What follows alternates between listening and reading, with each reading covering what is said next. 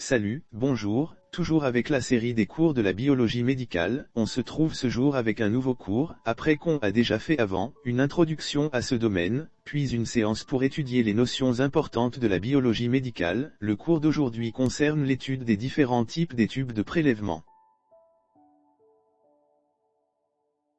Notre plan du cours va concerner les points suivants. On va tous d'abord donner une définition du sang, ainsi, par la suite on va faire la différence de différents constituants principaux du sang, et à la fin nous allons étudier ensemble les différents tubes de prélèvement sanguin.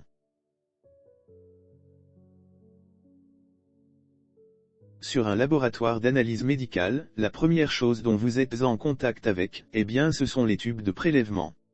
Ces tubes sont utilisés tous les jours, et ce pour recueillir le sang de ces patients prélevés, pour objectif d'effectuer des analyses biologiques nécessaires.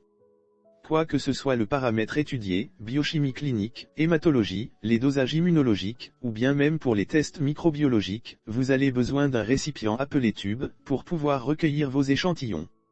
Néanmoins, chaque type de test a un tube spécial pour être effectué, et c'est pour cette raison que nous devons vous expliquer les différents types de tubes, pour que vous pouvez effectuer correctement vos prélèvements. Composition du sang. Avant de commencer la classification des tubes utilisés pour les prélèvements, il faut tout d'abord comprendre la définition du sang, ainsi que la différence entre sérum, plasma et sang total. Tout d'abord, c'est quoi le sang total ? Le sang total est le sang qui circule librement dans le corps humain dans certaines conditions appropriées.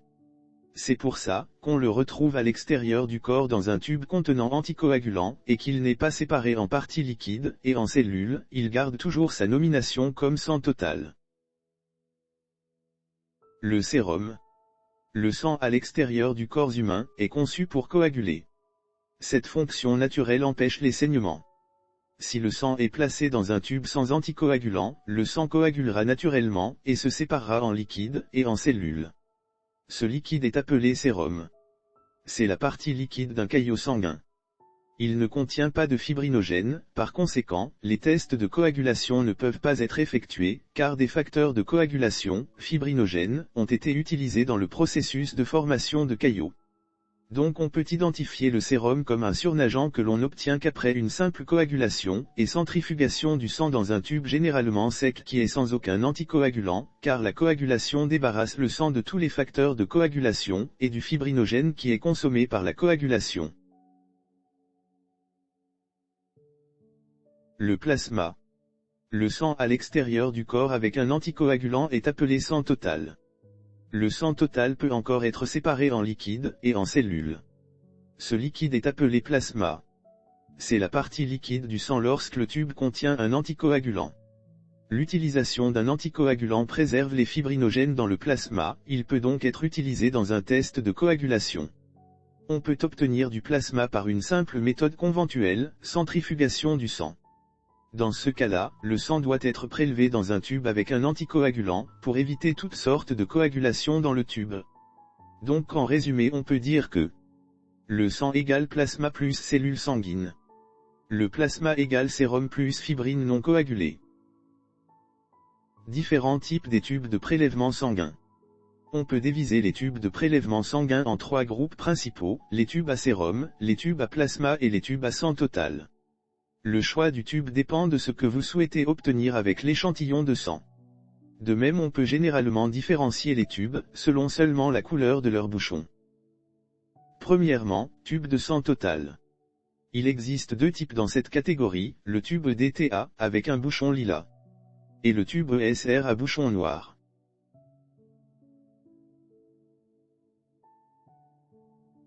Tube DTA, à bouchon mauve. Le tube DTA est le tube standard utilisé en hématologie clinique, en compatibilité croisée, en groupe sanguin, et dans divers instruments d'analyse des cellules sanguines. L'additif acide éthylène diamine tétraacétique, EDTA, agit comme un puissant anticoagulant, en se liant au calcium dans le sang. Le tube offre une protection complète pour les cellules sanguines. Tube ESR, bouchon noir. Le tube ESR est utilisé pour mesurer la vitesse de sédimentation des érythrocytes, sédimentation rate. L'AVS est la vitesse à laquelle les globules rouges du sang total anticoagulé descendent dans un tube standardisé sur une période d'1 heure. C'est un test hématologique courant, et c'est une mesure non spécifique de l'inflammation. Pour effectuer le test, du sang anticoagulé est traditionnellement placé dans un tube vertical, appelé tube de Westergrand, et la distance de chute des globules rouges est mesurée, et rapportée en millimètres au bout d'une heure. Tube de sérum. Il existe 3 types dans cette catégorie. Le tube sans additif, ou tube sec, bouchon rouge ou bleu foncé. Le tube activateur de caillot, bouchon orange. Le tube avec gel séparateur, bouchon jaune. Un tube sec sans additif avec bouchon rouge ou bleu foncé. Les tubes sans additif, ou tubes secs avec un bouchon rouge, ou parfois bleu foncé, sont utilisés dans la collecte et le stockage du sang pour la biochimie, l'immunologie, la sérologie et le test de divers types de virus.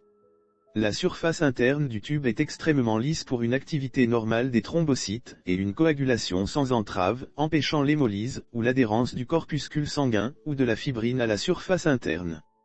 Il peut fournir suffisamment d'échantillons de sérum sans contamination pour les tests cliniques, et maintenir des compositions de sérum normales pendant une longue période. De plus, il est utile pour la réinspection du sérum avec une bonne répétabilité. C'est le seul tube que l'on trouve eu 2 types de volumes, à 5 ou 10 ml. 2 tubes avec gel séparateur avec un bouchon jaune. Le tube de gel séparateur est utilisé dans une grande variété de tests, qui nécessitent un sérum séparé, y compris la biochimie, l'immunologie, la microbiologie et la toxicologie, et d'autres disciplines aussi. Le tube contient 2 additifs. Le premier est un coagulant, qui est pulvérisé uniformément sur la surface interne du tube, ce qui raccourcira considérablement le temps de coagulation.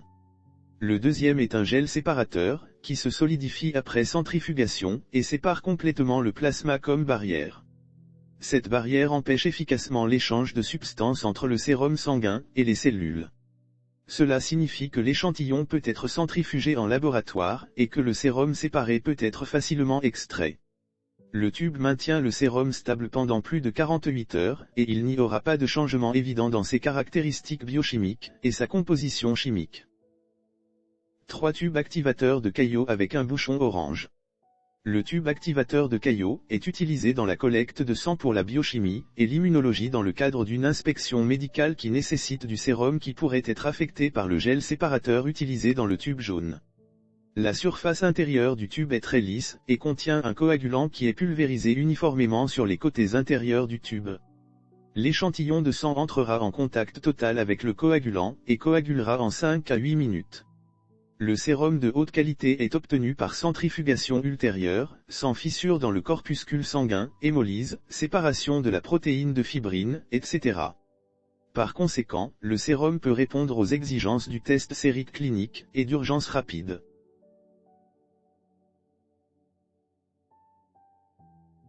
Tube plasma. On trouve 3 types. Tube avec citrate de sodium, bouchon bleu clair. Tube avec héparine, bouchon vert. Tube de glucose, bouchon gris. Premièrement, tube avec citrate de sodium, bouchon bleu clair. Le tube de citrate de sodium est utilisé pour les tests de coagulation sanguine, et s'applique au système de coagulation, TP, TT, APTT, et fibrinogène. Le tube contient un citrate de sodium, qui agit comme un anticoagulant réversible en se liant aux ions calcium dans le sang, et en interrompant par la suite la cascade de coagulation. Le citrate de sodium étant très peu toxique, il est également utilisé pour le stockage du sang. Le rapport de mélange aidait un volume de citrate de sodium pour 9 volumes de sang. Par conséquent, il est essentiel que la bouteille soit remplie jusqu'à la ligne pour s'assurer que les tests sont interprétés avec précision.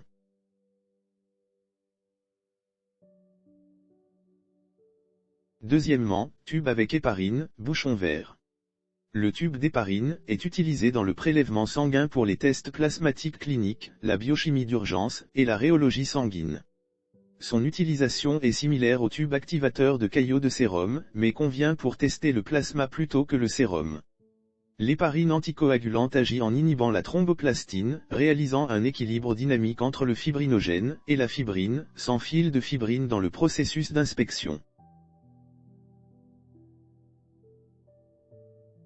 Dernièrement, tube de glucose, bouchon gris. Le tube de glucose est utilisé dans la collecte de sang pour des tests tels que la glycémie, la tolérance au sucre, et le lactate. Le fluorure de sodium ajouté empêche efficacement le métabolisme de la glycémie et l'héparine de sodium résout avec succès l'hémolyse. Par conséquent, le sang restera longtemps dans son état d'origine, et sa stabilité est garantie pour les tests de glycémie pendant 72 heures. Par cette façon, on a terminé le cours de ce jour, on a terminé avec les différents tubes utilisés au laboratoire, sachant que la connaissance des tubes est très importante pour tous les personnels médicaux afin de ne pas se tromper dans les résultats. J'espère que vous avez aimé ce cours, n'hésitez pas à s'abonner à notre chaîne afin de recevoir les cours prochaines, car on va commencer maintenant les cours approfondis des analyses biomédicales. Merci, à bientôt.